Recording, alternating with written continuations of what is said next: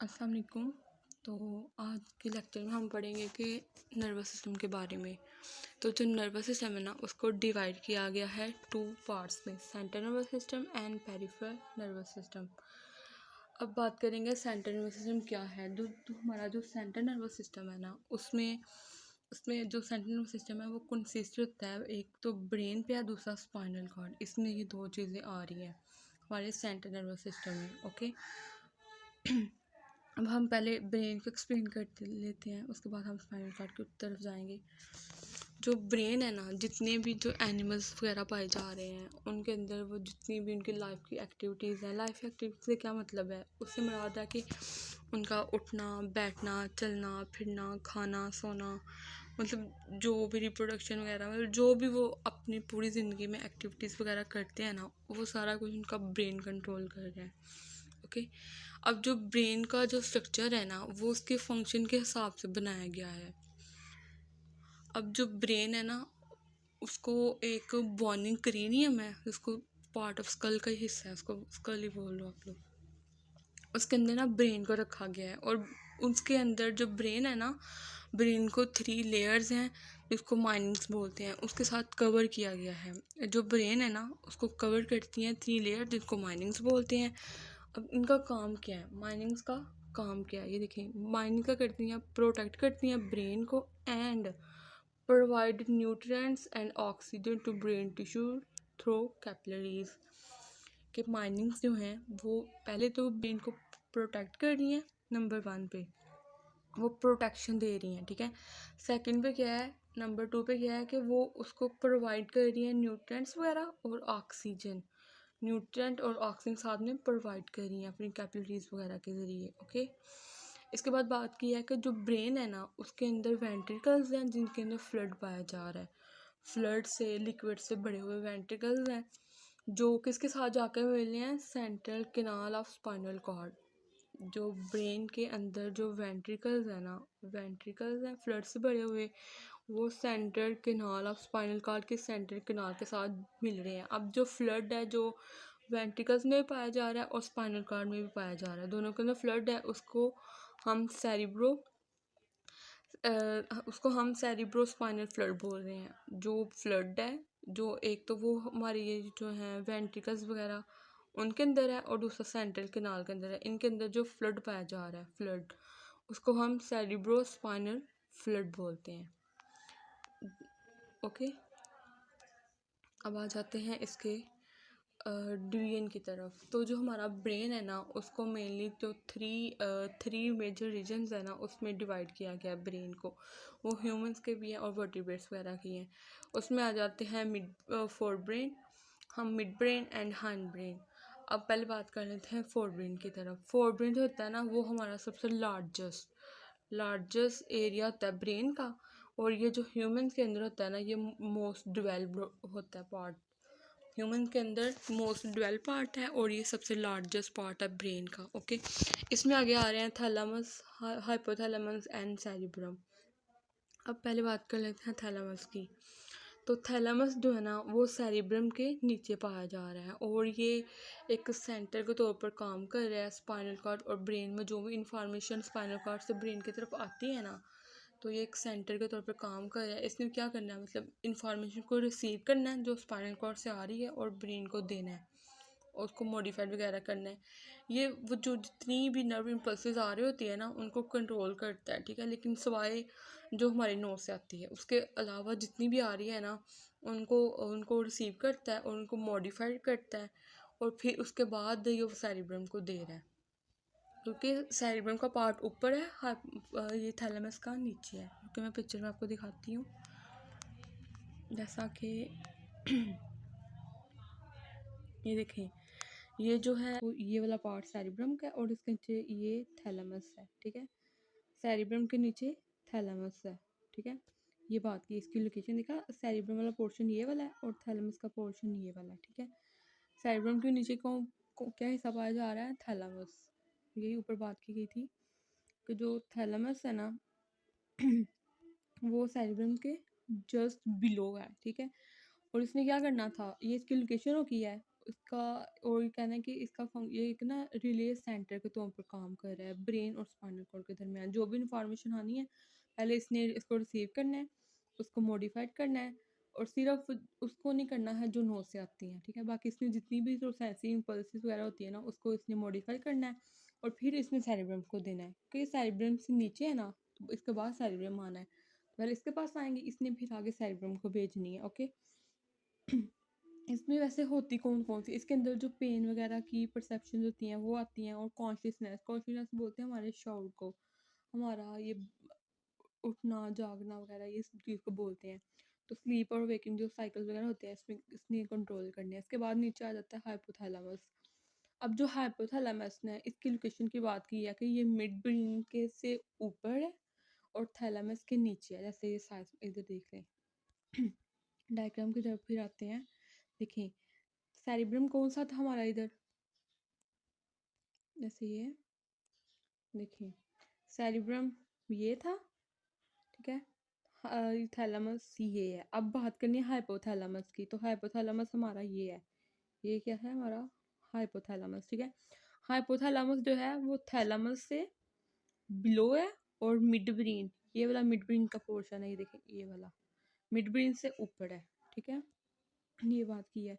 और इसके सामने ये जो है ना, मतलब क्या कहना है कि थैलेमस, ये थैलेमस से नीचे है, ये है थैलेमस है, थैलेमस से नीचे है और मिड ब्रेन से ऊपर मौजूद है।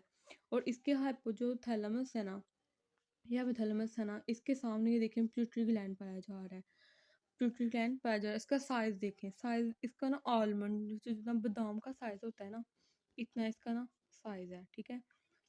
तो ये साइज़ क्या है ह्यूमन के अंदर वगैरह के जितने कि बादाम का साइज़ होता है। इसका इम्पोर्टेंट फंक्शन ये है कि ये देखिए अब ये है तो वैसे ब्रेन में मौजूद है ना, तो इसने नर्वस सिस्टम के साथ लिंक है। और दूसरा क्या है कि इसके सामने पिट्यूटरी ग्लैंड था, तो पिट्यूटरी ग्लैंड में क्या होता है, उसमें जितने भी मतलब ग्लैंड की सिक्रीशन हो रही है, तो वो कौन सा हो गया हमारा एंडोक्राइन सिस्टम।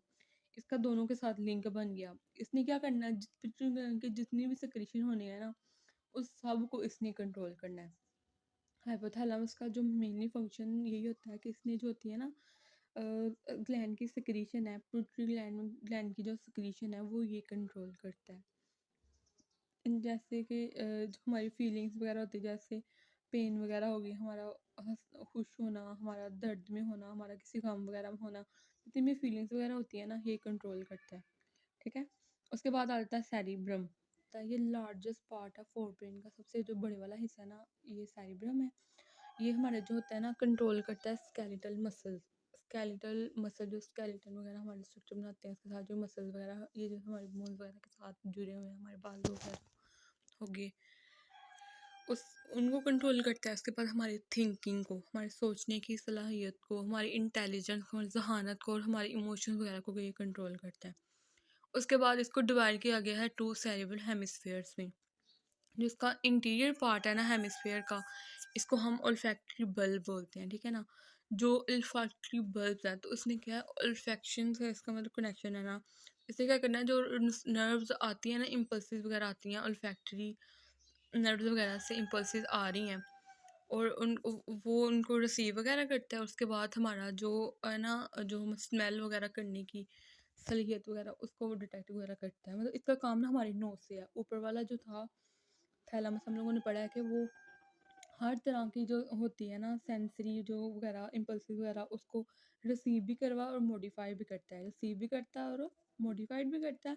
लेकिन सिर्फ नहीं करता तो ये जो है ना इसकी नहीं करता था जो नोज़ के रिलेटेड थी। लेकिन यहाँ पे क्या बात किया कि इसमें सेरिब्रम ने नोज़ के रिलेटेड जो ओल्फैक्टरी जो सेंसेस वगैरह होती है ना, स्मेल वगैरह के रिलेटेड, उसको इसने ही करना है, ठीक है। उसको इसने रिसीव करना है और डिटेक्ट वगैरह करना है, मॉडिफाई वगैरह जो भी करना है इसने नहीं करना है। अब कह रहे हैं कि जो अपर लेयर है ना हेमिस्फेयर की, सेरेब्रल हेमिस्फेयर की जो ऊपर वाला पोर्शन है, इसको कॉर्टेक्स बोलते हैं, वो ग्रे मैटर का बना हुआ है। अब जो ग्रे मैटर है ना, वो क्यों है कि उसमें सेल बॉडीज़ हैं, सेल बॉडियाँ, और जो एक्सॉन है ना वो नॉन माइलिनेटेड है। इसकी वजह से उसका कलर ग्रेनिश तरह का आ रहा है। और उसके नीचे जो है लेयर है उसका वो वाइट मैटर की बनी हुई है, क्योंकि उसके अंदर जो एक्सॉन्स है ना उसके ऊपर माइलिनेटेड शीट लगी हुई है। मतलब माइलिन पता है ना आपको, ऊपर वो माइलिनेटेड शीट वगैरह होती है, माइलिन वगैरह जिसको लिपिड्स वगैरह की होती है। माइलिन शीट आप लोगों ने पढ़ा हो, एक्सोन के ऊपर होती है, तो वो होती है। इस वजह से हम इसको इसका कलर वाइट होता है, अगर वो नहीं होगी तो उसका कलर ग्रे होगा। अब कहते हैं कि जो सेरिब्रल कॉर्टेक्स है ना, ये बहुत सरफेस एरिया होता है, वो खुद में फोल्ड हुआ होता है। और इसमें ना ये जो स्कल के अंदर फिट आने के लिए ना फोल्डिंग्स वगैरह बनाई होती हैं। और ये डिवाइड करता है इनटू 4 लोब्स वगैरह में ना डिवाइड होता है। जो फिर आपको पिक्चर में दिखाती हूँ, देखें ये फोर ब्रेन था, और सेरिब्रम का पोर्शन देखें, सेरिब्रम का पोर्शन देखें ये कितना बड़ा है, यहाँ से ये भी है, और नीचे पीछे की तरफ गया हुआ है सारा, ये इसी में पोर्शन आ रहा है सेरिब्रम का, ये सारा हिस्सा है। ये जितना भी हमें ये येलो येलो से नज़र आ रहा है स्किन स्किन टाइप का, ये सारा इसी का हिस्सा है, ये देखें, ठीक है। अब देखें उसमें बोला उसमें 4 लोब्स हैं। फ्रंटल लोब ये देखें ये है, टेम्पोरल लोब ये नीचे की तरफ है, ये ऑक्सीपिटल लोब ये बैक मिड ब्रेन के ऊपर पाया जा रहा है, थोड़ा सा ऊपर लिखा हुआ है, ये पैरिटल लोब है, ये सारे इसी का हिस्सा है, ये सारा सेरिब्रम है। और देखिए ये फोल्ड्स वगैरह फोल्डिंग, ये देखिए इसने ना आपस में से ये करके फोल्डिंग बनाई हुई है, ठीक है। तो ये इसका सबसे बड़े वाला हिस्सा है फोरब्रेन का ना, सेरिब्रम सबसे लार्जेस्ट हिस्सा इसका ये है। बाकी थैलेमस और हाइपोथैलेमस की आपको समझ आएगी है, ठीक है। ओके, ये हो गया फोरब्रेन। इसके बाद अब हम इसके लॉब्स के बारे में पढ़ते हैं। तो लॉब्स के बारे में ये है कि जो फ्रंटल लोब है ना, जो फ्रंट पे पाया जा रहा है, ये कंट्रोल करता है फंक्शन को, और ये कॉन्शियस होता है कि कंट्रोल करता है स्केलेटल मसल्स को, और उसके बाद मूवमेंट वगैरह को हम जो बोलते हैं उस वगैरह में इन्वॉल्व होता है, ठीक है। उसके बाद जो पैरिटल लोब है ना, ये जो सेंसरी एरियाज होते हैं ना, वहाँ से जो होता है इम्पल्सिस वगैरह को रिसीव करता है, जैसे हमारी स्किन वगैरह से हमारे जो हमें कोई टच करती है तो हमें वो सेंस वगैरह आती है, मतलब इसने ना ये सेंसरी एरिया हो रखता है, और इसने स्किन से जो भी इम्पल्सिस वगैरह आ रही हैं उसको ना रिसीव करना होता है। इसके बाद ऑक्सीपिटल आ गया है, ये रिसीव करता है और एनालाइज करता है हमारे आइज़ के रिलेटेड, जो विजुअल के रिलेटेड इंफॉर्मेशन होता है ना उसको। उसके बाद टेम्पोरल आ रहा है गया, टेम्पोरल है ये कंसर्न होता है हमारे हेयर के साथ और स्मेल के साथ, नोज़ और जो हमारे जो कान है ना उनके रिलेटेड इसका फंक्शन होता है, ठीक है। उनको उसके रिलेटेड इसने काम करना होता है। ये इसके लोग थे। और इसके बाद आ जाता है mid brain. Fore brain complete हो गया, अब इसके बाद आता है मिड ब्रेन।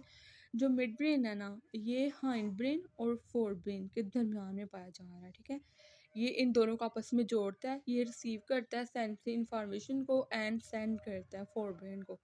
इसने क्या करना है, ये दोनों के दरमियान है, इसने हाइंड ब्रेन से वो इन्फॉर्मेशन लेगा जो भी स्पाइनल कार्ड वगैरह से उधर से आ रही है पीछे से, उधर से इन्फॉर्मेशन लेगा और फोर ब्रेन को देगा। और ये कंट्रोल करता है ऑडिटरी, रिफ्लेक्सिव, पोस्चर वगैरह। तो पोस्चर वगैरह हम जैसे खड़े वगैरह होते हैं, हमारी पोजीशन वगैरह को, उस वगैरह को मतलब हमारे खड़े जब होते हैं हमारे पोस्चर को, हमारी पोजीशन को, उस वगैरह को कंट्रोल करता है। और इसके बाद हमारी हमारी ये बोलने वगैरह की स्लेट वगैरह को ये कंट्रोल करता है। जैसे देखिए ऊपर ये फोर ब्रेन का पोर्शन ऊपर वाला है, इसके नीचे ये ब्लू वाला मिड ब्रेन आ रहा है, और इसके नीचे ये हाइंड ब्रेन है। तो ये हाइंड ब्रेन और फोर ब्रेन के दरमियान में पाया जा रहा है ना, इसलिए तो ये ना इन दोनों को आपस में कनेक्ट करता है, ठीक है। इसके बाद आ जाता है हमारा हाइंड ब्रेन। अब जो हाइंड ब्रेन है ना, ये कंसिस्ट होता है 3 मेजर पार्ट्स पे। देखिए हाइंड ब्रेन, सेरिब्रम, उधर सेरिब्रम था, इधर ब्लम है, सेरिब्रम, पोन्स और मेडुल्ला ऑब्लोंगेटा, इसमें ये 3 चीज़ें आ रही हैं, ठीक है। पहले बात कर लेते हैं मेडुल्ला ऑब्लोंगेटा में, ठीक है। ये जो है ना, ये लाइव नीचे पाया जा रहा है on the top of spinal cord. ये देखिए ये हमारी स्पाइनल कार्ड जा रही है, ये ब्लू वाली, इसके सबसे पहले नीचे से ऊपर जाएंगे, सबसे पहले क्या आ रहा है, मेडुल्ला ऑब्लोंगेटा आ रहा है ना। तो ये कह रहे हैं कि जो ये उसके ना टॉप पे पाया जा रहा है, ठीक है। इसने कंट्रोल के काम कौन कौन से हैं, इसने ब्रीथिंग को, हार्ट रेट को, ब्लड प्रेशर को, इन चीज़ों चीज़ों को कंट्रोल करता है, ठीक है ना। It also control many reflexes such as vomiting वगैरह, हमारा वॉमिटिंग करने में हमारा कफिंग, खांसना वगैरह, स्नीजिंग वगैरह, इससे जितनी भी होती है ना इनको भी इसने कंट्रोल करना होता है। अब जो भी इंफॉर्मेशन आती है स्पाइनल कार्ड से, और उसने जाना होता है ब्रेन की तरफ, इससे गुजर के जाती है, ये बात की हुई है। इसके बाद आता है सेरिबेलम। अब जो सेरिबेलम है ना, ये मेडोला के पीछे पाया जा रहा है, ठीक है। इट कोऑर्डिनेट्स मसल मूवमेंट, और ये जो मसल्स की मूवमेंट होती है ना, इसमें इन्वॉल्व होता है। आप देखें, मेडोला ऑब्लोंगेटा था, उसके पीछे मेडोला ऑब्लोंगेटा ये, और इसके पीछे मेडोला ऑब्लोंगेटा कौन सा है हमारा, ये वाला, और उसके बिल्कुल पीछे पीछे ये, और यहाँ पे ये सेरिब्रम पाया जा रहा है। इसने जितनी भी हमारी वो मूवमेंट होती है ना, मूवमेंट वगैरह, मसल्स वगैरह की मूवमेंट, उसको कंट्रोल करता है। अब पोन्स है, ये प्रेजेंट होता है on the top of medulla, medulla के ऊपर पाया जाता है, और ये असिस्ट करता है मेडोला को कि वो ब्रीथिंग वगैरह को कंट्रोल करे। इसने मेडोला को कहना है कि आप ब्रीथिंग वगैरह को ना, सांस लेने का कंट्रोल करो। और ये एज अ काम करता है सर्वर के तौर पे कनेक्शन के दरमियान सेरिब्रम और स्पाइनल कॉर्ड, और साथ में इसने सेरिब्रम और स्पाइनल कॉर्ड के दरमियान भी इसने एज अ सर्वर के तौर पर इसने ना काम करना है। और देखिए पॉन्स के बारे में बात कर लेते हैं, जैसे ये पॉन्स है, ये इसने अब जो स्पाइनल कॉर्ड्स और जो सेरिब्रम है ना, इसके दरमियान जो लिंक है ना, उसने भी इसी ने इसको ना कनेक्ट किया हुआ है इन दोनों को आपस में, ये बात की हुई है। ये बहुत इजी सा था। तो ये इसके 3 पार्ट्स हैं ब्रेन के। तो यही था आज का लेसन, और अगर आपको, आई होप सो आपको समझ तो आ गई होगी। अगर कोई क्वेश्चन होगा इसके रिलेटेड तो आप मेरे से ना पूछ सकते हैं।